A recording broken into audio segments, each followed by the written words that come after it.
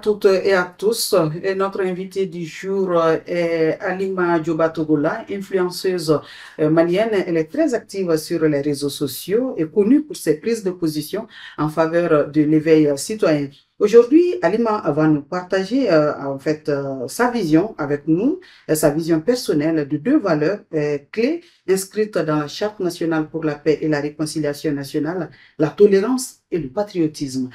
Cet échange s'inscrit donc dans la campagne de vulgarisation menée par le groupe Renaissance en partenariat avec journalistes pour les droits humains, JDH, pour promouvoir les valeurs partagées de la charte et lutter contre la désinformation et les discours de haine. Halima, bonjour. Bonjour. Merci de nous recevoir. Plaisir. Alors, dites-nous, qu'est-ce qui vous a motivé à devenir une influenceuse et à prendre la parole sur des sujets citoyens? Qu'est-ce qui m'a motivée? Alors, je dirais que je suis devenue influenceuse par accident. Je l'ai pas cherché du tout. Je suis venue sur les réseaux sociaux pour mon boulot parce que je suis artiste. Donc, je me disais, il faut passer par les réseaux les canaux de communication actuels pour se faire entendre, pour toucher le maximum de personnes. Et dans ça, je me suis retrouvée piégée. On m'a dit que non, tu es devenue influenceuse. Bon, pour les Maliens, hein. Et ben, moi, je l'ai pas choisi. C'est venu comme ça. Et voilà. Est-ce qu'il y a ça part d'un déclic? Oui, ça part d'un déclic parce que c'est mon ami Prosper qui m'a un jour appelé pour me demander de faire une vidéo pour sa page à lui. Moi, j'avais une page que j'animais pas du tout et la vidéo est devenue virale. Et ensuite, il m'a demandé, mais pourquoi ne pas continuer dans ce sens, faire des petites vidéos, etc. Et voilà, à partir de là, ça s'est plus arrêté, hein. Donc, c'est grâce à Prosper. Et c'est suite à cette courte vidéo Oui. que Halima est rentrée dans la langue. Est-ce que ça passe bien? Que je suis devenue influenceuse. Donc oui, ça se passe bien. J'aime bien de toucher ma cible. Alors, je disais tout à l'heure que nous allons aborder la charte et surtout l'article 9 de la charte qui parle de la tolérance. Est-ce que cette tolérance, selon vous, consiste à accepter les différences sociales, culturelles, religieuses et politiques? Et quel type de message transmettez-vous à vos abonnés pour encourager cette ouverture d'esprit, notamment chez les jeunes? Bon, vous avez déjà répondu à la question parce que pour moi, la définition de la tolérance, c'est ça, c'est accepter l'autre avec sa façon d'être, avec ses défauts, avec ses qualités. Et il faut respecter aussi cette diversité culturelle. C'est ce qui fait le pays. On le dit souvent, le Mali est connu parce que c'est un grand pays, que ça soit dans sa diversité culturelle ou culinaire d'ailleurs. Donc, l'acceptation de l'autre, se dire qu'il est différent, mais ça me donne pas le droit de le rejeter, etc. Pour moi, c'est ça la tolérance. Et bien sûr, moi, je mène un combat vraiment de mon côté pour que les gens puissent comprendre ça, pour dire qu'il n'y a pas de Peul, il n'y a pas de Dogon, il n'y a pas de Sora, il n'y a pas de Soniké, il y a que le Malien. Voilà, je suis malien, tu es malien, c'est tout. Si c'est pas aujourd'hui, en dehors du Mali, qu'est-ce qu'on entendait? Ah, Mali moro, malien, malien. Itename, ko, telle personne est bozo ou dogon. Non, c'est le malien tout court. Voilà, donc quand on se met ça dans la tête, on ne peut que tolérer l'autre parce que l'autre, c'est moi. Voilà. Et comment faire en sorte que l'autre aussi tolère ce que vous faites? Parce que l'autre aussi, les Maliens, il va tolérer l'autre Malien. Il va savoir que nous sommes une seule personne. Donc, comment faire du mal à toi-même? C'est mon entendement. Comment tu peux faire du mal à un autre Malien? Pourquoi tu ne peux pas tolérer un autre Malien? Parce que cet autre Malien, c'est toi. Voilà, on peut pas faire du mal à soi. Dans la logique, c'est ça. Voilà. Alors, pour vous, nous allons toujours rester sur cet aspect de la tolérance aujourd'hui. Qu'est-ce que ça signifie et surtout, comment peut-elle contribuer à la cohésion sociale spécifiquement? Ça peut contribuer à la cohésion sociale parce que on peut pas parler de cohésion sans se donner la main, sans être ensemble. Tant sans dialoguer, tant qu'on ne tolère pas l'autre, on lui donne même pas l'occasion de nous parler de lui, qu'on se connaisse, qu'on se donne la main, qu'on mange dans le même plat. Donc moi, je me dis que ça contribue activement à la cohésion sociale. Voilà, parce que ça nous invite tous à être un seul Malien, donc à tout faire ensemble. Alors, pouvez-vous nous partager un exemple concret où la tolérance a évité un conflit, désamorcé vraiment une tension? Il y a plusieurs Il y a exemples. plusieurs exemples, hein. Par exemple, moi, personnellement, quand je publie sur les réseaux sociaux, récemment, il y a un jeune qui m'a insulté. Il était Traoré. Il était Traoré, donc quand il m'a demandé pardon, il m'a dit, Ali m'a fait à cause du Sinanguya. Donc, j'ai toléré ça à cause du Sinanguya. Donc ça, c'est un exemple concret que je peux donner. En cas d'accident dans la circulation, vous finissez de vous chamailler, il y a l'autre qui va même pas sans faire exprès, va dire que lui, il est Djara. Tu vas trouver qu'en face, il y a l'autre qui est Traoré, etc. On se tolère dans ça, au fait. On se tolère. Le Malien même, c'est la tolérance. C'est-à-dire, même quand tu es fâché, on va te dire sabali, sabali, sabali. Le mot sabali, là, ça fait partie de notre quotidien. Et pour moi, sabali, ça rime avec la tolérance en français. Voilà. Est-ce que ces discours de haine, vous y faites face fréquemment sur les réseaux sociaux? Bien sûr. Nitra Mishifara Joli Besima Wijakuyai. Moi, c'est tous les jours. Mais voilà, limite, je m'en fous, quoi. Mais selon vous, pour quelles raisons? Pour quelles raisons? Parce que ces gens-là ne sont pas tolérants. Ils sont pas tolérants, ils n'arrivent pas à accepter l'autre avec ses différences, avec ses qualités, avec ses défauts. Et l'autre c'est quand l'autre cherche à ce que tu sois comme lui, qu'ils n'arrivent pas à te tolérer. Voilà, c'est parce qu'ils sont pas tolérants. Moi, je peux pas être comme toi, toi, tu peux pas être comme moi. Donc, voilà. Alors, le patriotisme, selon l'article 9 de la Charte, c'est l'amour et la fierté de la patrie. Comment l'exprimez-vous concrètement dans votre quotidien de jeune malienne sur les réseaux sociaux, comme dans la vraie vie? Moi, dans la vraie vie, j'évite de jeter un sachet dans la rue. Quand on aime son pays, on prend soin de lui, on le protège, on le défend et on ne veut pas le salir. Tout simplement, pour moi, le patriotisme commence par ces détails-là. Je vais pas verser un seau d'ordure dans le fossé. Je vais pas jeter une peau de banane sur le goudron, encore moins un mouchard. Donc, ça commence par tous ces détails-là. Le patriotisme commence dans ton cœur et aussi dans ta maison. Et sur les réseaux sociaux, c'est mon combat, hein. Moi, je dis, je suis malienne à 1000%. Et ça se voit que ça soit ma façon de parler, que ça soit ma façon de réfléchir, de donner mon avis et de convaincre l'autre. Donc voilà, c'est à travers mes actions de tous les jours, mes petites vidéos aussi, pour sensibiliser, pour dire que être patriote, c'est pas dans la bouche, c'est dans les actions. Et les actions qu'on minimise.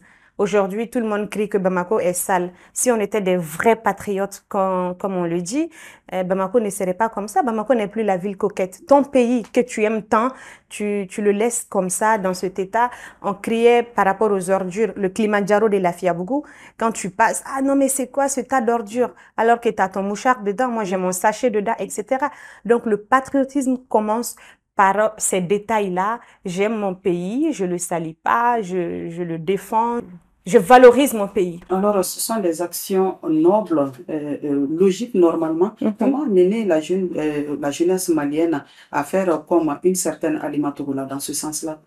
Qu'ils aient vraiment l'amour de leur pays. C'est ce que j'ai dit. Quand on aime une personne, on ne veut pas lui faire du mal. Ce pays ne mérite pas ça, au fait. Quand tu dis que tu aimes ton pays, tu évites de lui faire souffrir. Parce que ton pays a une âme aussi. Il faut le savoir. Voilà, donc c'est avoir l'amour du pays. Quand on aime son pays, on fera tout pour que ce pays-là se porte bien. Alors, quel lien, Halima, établissez-vous entre patriotisme et responsabilité en tant qu'influenceuse, sachant que la charte, surtout, appelle chaque citoyen à défendre l'unité nationale et l'intégrité du Mali? Pour moi, le vrai patriotisme, c'est la responsabilité tout simplement. Quand, quand on dit qu'on est patriote, ça veut dire que toi-même, tu sais que tu as des responsabilités vis-à-vis de ton pays. C'est le français, hein. Sinon pour moi, on peut pas se dire patriote sans être responsable. Voilà, donc voilà, exactement. Les deux vont ensemble. Enfin, même, je n'essaierai même pas de faire de lien parce qu'on ne peut pas dissocier les deux. Un patriote est responsable tout simplement. Il ne va pas conduire en état d'ivresse parce qu'il sait qu'il se met en danger et qu'il met en danger l'autre, etc. Donc, si on lui demande de porter un casque, d'attacher sa ceinture, pour moi, c'est juste ces actions de tous les jours, hein. C'est pas un truc énorme. On n'a pas besoin de faire un dessin. Et pourtant, on a l'impression que ces actions sont de vrais défis pour le Malien tout court. Parce qu'on n'est pas habitué à la pression. Le Malien n'est pas, euh, on est trop dans du laisser-aller. Voilà. Oui, je fais ce que je veux. Ta liberté s'arrête là où commence celle de ton pays. Voilà, celle de ton pays. C'est pas l'autre, c'est celle de ton pays. Donc, respecte ton pays et respecte nos valeurs sociétales. Voilà, chacun connaît son droit. On est au Mali. Ah, j'ai fait le droit, je connais mon droit. Et vos devoirs, tout simplement. Faites vos devoirs aussi. Mm. Alors, selon vous, quel rôle les influenceurs peuvent-ils jouer dans la consolidation, pardon, de la paix, du vivre ensemble et dans la lutte contre la désinformation? Les influenceurs ont un grand rôle à jouer aujourd'hui parce que nous sommes la voix du peuple. Vous êtes nombreux quand même. On est nombreux et chaque influenceur ou influenceuse représente minimum 20 000 personnes. C'est-à-dire, tu peux parler au nom de 20 000 personnes. Il faut imaginer qu'il y a des influenceurs qui ont 3 millions d'abonnés, qui ont 2 millions, 1 million. Donc, on a un rôle énorme à jouer parce que nous, les messages qu'on véhicule normalement à longueur de journée doivent être des messages positifs, des messages de paix, de cohésion, d'apaisement, voilà, et de motivation parce que le pays traverse un moment très particulier. Donc, on doit faire attention. On a un rôle, vraiment, il faut pas minimiser le rôle des influenceurs. On peut apaiser comme on peut aussi tout mélanger, attiser le feu. On en est capable en plus. Tout le monde n'est pas sage. Alors, pensez-vous que les jeunes peuvent changer le narratif dominant autour du Mali, souvent négatif à l'international, hein? Vous voyagez beaucoup. Alors, comment les réseaux sociaux peuvent-ils être un levier dans ce sens? On le fait déjà. Les jeunes, qu'ils soient vidéoman, comme on dit, c'est à la mode, activistes, influenceurs, je pense qu'on est en train de changer le narratif parce que, comme je disais tout à l'heure, nous luttons contre la désinformation dans la plupart du temps, parce qu'il y a une guerre médiatique en cours. Chacun veut que ça soit mes propos, qu'on puisse dire que c'est moi qui a été le premier à annoncer, etc. C'est vrai ou c'est pas vrai. Il n'y a pas beaucoup de vérification derrière. Et aujourd'hui, on a des bons vidéomans, on a des bons influenceurs, on a des bons activistes qui sont là pour démentir, qui sont là pour dire non, attention, ça c'est de l'intox, ça c'est de la désinformation, voilà ce qui est, voilà l'information réelle et vérifiée et positive. Donc, on joue un rôle dans ça, dans le narratif, c'est en cours, mais il faut reconnaître que c'est deux groupes. Il y a ceux qui font ça bien et ceux aussi qui sont dans la désinformation parce qu'ils ont à la recherche de likes, de buzz, de visibilité. Donc, ils s'en foutent. Cette désinformation leur profite, c'est ça? Exactement. Donc, ils ne cherchent pas, ils cherchent juste leur visibilité. Voilà. Et c'est devenu un gagne-pain pour eux. Mais sinon, on est capable aujourd'hui de contester même les autorités et dire que non, on n'est pas d'accord. Avant, non, il y avait juste les canaux de communication classiques comme la télé et la radio. Mais aujourd'hui, on a changé tellement on a montré nos prises de position et on fait tout pour que nos prises de position, qu'on soit écoutés. Donc, des fois, on est parvenu quand même à forcer la main aux dirigeants pour qu'ils changent de route, quoi, et que ça soit bien pour tout le monde. Donc, on a cette capacité aujourd'hui de faire changer, de faire bouger les choses positivement. Alors, que diriez-vous à un jeune qui se sent vraiment désengagé ou pessimiste face à l'avenir du Mali pour lui redonner confiance et l'envie d'agir? Est-ce qu'il a un deuxième pays? Ses parents sont ici, il a le sang malien. Ne le fais pas pour toi-même. Fais-le pour ta génération, fais-le pour tes enfants, fais-le pour ta descendance.